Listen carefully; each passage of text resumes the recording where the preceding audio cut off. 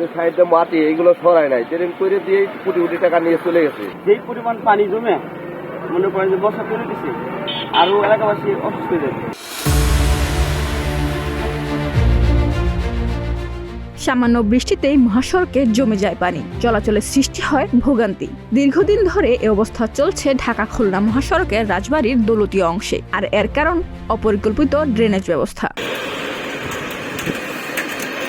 পানি নিষ্কাশনের জন্য মহাসড়কটির পাশে কয়েক কোটি টাকায় নির্মাণ করা হয়েছিল ড্রেন, কিন্তু সে ড্রেন স্থানীয়দের উপকারের বদলে কারণ হয়ে দাঁড়িয়েছে ক্ষতির।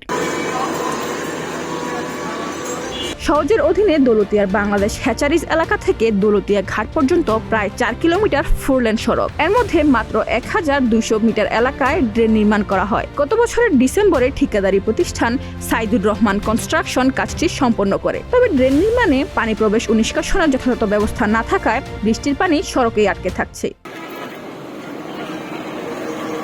স্থানীয়দের অভিযোগ, ড্রেনটি মূল সড়কের তুলনায় উঁচু হওয়ায় পানি সড়ক থেকে নামতে পারছে না, ফলে বিটুমিন উঠে যাচ্ছে, সড়কের ক্ষতি হচ্ছে, প্রায় ঘটছে ছোট বড় দুর্ঘটনা। জমে থাকা নোংরা পানিতে পথচারীদের চলাচল হয়ে পড়েছে অনেক কঠিন। যখন ড্রেনটা করছিল তখন তো আসলে এটা আমাদের ভালো দিকে করছিল, যাতে আমাদের পানি রাস্তাঘাট ভাঙতো না, আমাদের বাড়ির উপরে কোনো পানি জমে যেত না। কিন্তু সেটা না, ড্রেনটা করছে পরিষ্কার করে দিবে, কিন্তু এর কারণে রোডের সাইডে পানি বেঁধে থাকে, আস্তে আস্তে রোড কিন্তু নষ্ট হয়ে যাবে। কোটি কোটি টাকা খরচ করে গেছে, ড্রেনের কোনো কার্যকারী হচ্ছে না। তার মানে হচ্ছে রোডের সাইডে যেসব রাস্তায় পানি জমে থাকে বৃষ্টির পড়লে, যে পানিগুলা এই ড্রেনে যাওয়ার কথা ছিল সেটা পানিতে ড্রেনে আর যাচ্ছে না। তার মানে ড্রেনে যে সাইডে মাটি এইগুলো সরায় নাই, ট্রেন করে দিয়ে কোটি কোটি টাকা নিয়ে চলে গেছে কন্ট্রাক্টররা। আসলে তো এইগুলো দেখবে কারা? এইগুলো দেখার মতন তো কেউ নাই, আর সাধারণ মানুষের একটা ভোগান্তি। যেই পরিমাণ পানি জমে মনে করেন যে বর্ষা করে দিচ্ছে, আরো এলাকাবাসী অসুস্থ হয়ে যাচ্ছে। আর এখন তো বুঝতেই পারছেন বর্তমান ডেঙ্গুর সময় বর্তমানে। আর এই ড্রেনটা হবে ছিল আপনার ফেরিঘাট থেকে ইউনিভার্সিটি তুলতে হবে, কোনো কাজই হয় না, টোটালি একদম মনে করেন সবাই কাজ দিয়ে গেছে। কোনো উপকারী হয় নাই, এই ড্রেনেরও ক্ষতি হয়েছে, রাস্তাঘাট আরো চলাফেরা যানজট আরো বেশি। কেদা খাবো, ঝড় বৃষ্টি আসবে, এইগুলো সাইডে হাইটে যাবে, হাইটে দরকার দেয় না, পানি জমে যায়। এই যে সাইডে বাড়ি ঘর আছে, ডাল ভেঙে ওঠা লাগে, ডাল উঠা লাগে। আগে যে বলছিল হেবে ভালো ছিল, এই যে ড্রেন দিয়ে কোনো মূল্য হয় নাই, পানি করাবে কখন দেয়, কোনো করানোর কোনো সিস্টেমে তো দেয় না। স্থানীয়দের আরও অভিযোগ, ড্রেনের বেশিরভাগ অংশে পানি বের হওয়ার জন্য কোনো মুখ রাখা হয়নি। শুধু একটি নির্দিষ্ট স্থানে পুকুরে পানি নিষ্কাশনের ব্যবস্থা আছে, অন্যান্য অংশে পানি জমে থাকছে। বিশেষ করে শামসু মাস্টারপাড়া এলাকার করিম ফিলিং স্টেশন সংলগ্ন স্থানে কোনো নিষ্কাশন পথ না থাকায় পরিস্থিতি আরও খারাপ। ড্রেনের উচ্চতার কারণে স্থানীয় বাসিন্দাদের বাড়িতে যাতায়াতের সৃষ্টি হয়েছে নতুন দুর্ভোগ। প্রতিশ্রুতি অনুযায়ী ড্রেনটি দৌলতিয়া লঞ্চঘাট পর্যন্ত নির্মাণ না হওয়ায় কাজের স্বচ্ছতা নিয়েও প্রশ্ন তুলেছেন এলাকাবাসী। এই বিষয়ে তদন্ত করে দোষীদের বিরুদ্ধে ব্যবস্থা নেওয়ার দাবি জানিয়েছেন তারা।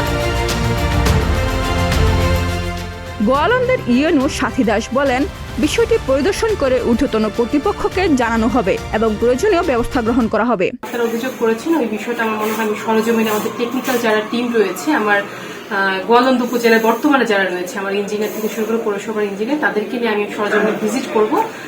তার পরবর্তীতে আমার রোডস অ্যান্ড হাইওয়ে তাদের সাথে কথা বলবো। আমাদের যে মিটিং এর যারা সদস্য রয়েছে, সেই মিটিংয়ে উপজেলা উন্নয়ন সমন্বয় কমিটির যারা সদস্য কিন্তু রয়েছে, সেই মিটিংয়ে আমাদের সামনে যে মিটিং থাকবে সেই মিটিংয়ে আমরা এটা উত্থাপন করব।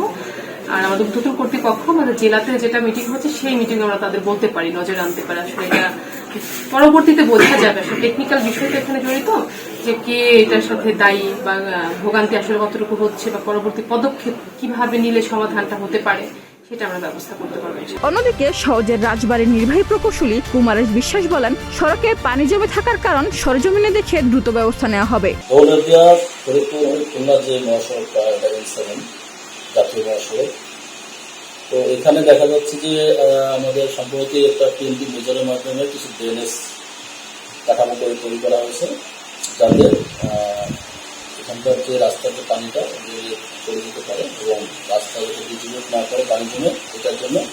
এবং প্লাস আমাদের যে শোল্ডারটা থাকে, এটা যদি সফট শোল্ডার সাধারণত আর্থিক শোল্ডার থাকলে ওটা ভেঙে দেওয়ার সময় ভেঙে থাকে, কিন্তু RCC রিজিট পেনে RCC কোনো স্ট্রাকচার থাকে সেটা ভেঙে দেওয়ার সময় কম থাকে। তো সেই রেসপেক্টে এটাও করা হয়েছে। এখন আপনার ছবিতে দেখলাম যে ওখানে কিছু পানি জমে আছে গতকালের বৃষ্টির কারণে। তো আমার যেটা মনে হয়েছে এই পানিগুলা মানে ড্রেনেজের ভিতরে যেতে পারছে না, এগুলো ওপেনিংগুলো হয়তো বন্ধ আছে। তো আমি এখন আমার যারা অবস্থান যারা আছেন তাদেরকে পাঠাবো, সংশ্লিষ্ট যে আছেন তারা দেখে আসবেন, যদি এরকম কোনো বিষয় থাকে তো ওটা অবশ্যই পরিষ্কার করে দেওয়ার ব্যবস্থা করবে এবং পানি যাতে না জমে সড়কে সেটা আমরা ব্যবস্থা করবো। একাধিকবার চেষ্টা করেও প্রকল্পের ব্যয়ের সঠিক তথ্য জানাতে রাজি হননি সংশ্লিষ্ট কর্মকর্তারা। এটি পুরো বিষয়টিকে আরও সন্দেহজনক করে তুলছে। ফারহানা হোসেন, প্রতিদিনের বাংলাদেশ।